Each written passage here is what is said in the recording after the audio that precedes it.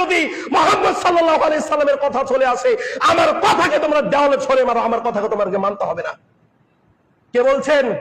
ইমাম আবু হানিফা বলছেন তার কিতাবের ভিতরে আমার কথার উপরে যদি মুহাম্মদ সাল্লাল্লাহু আলাইহি সাল্লামের কথা চলে আসে, আমি ইমাম আবু হানিফা কে, আমার কথা শুনতে হবে না, আমার কথা পালন করতে হবে না, তোমরা পালন করো মুহাম্মদ সাল্লাল্লাহু আলাইহি সাল্লাম।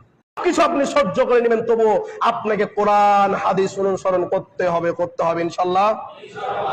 হানাফি মাযহাব অনুসরণ করবেন আর বলবেন ইমাম আবু হানিফা এটা বলেছে, অথচ তার কিতাবে এটা লেখাই নাই, তাহলে কি ইমাম আবু হানিফাকে অপবাদ দেওয়া হলো না?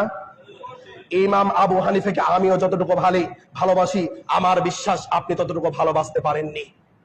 কারণ ইমাম আবু হানিফাকে আমি অনুসরণ করি, ইমাম শাফিকে আমি অনুসরণ করি, ইমাম হাম্বলীকে আমি অনুসরণ করি।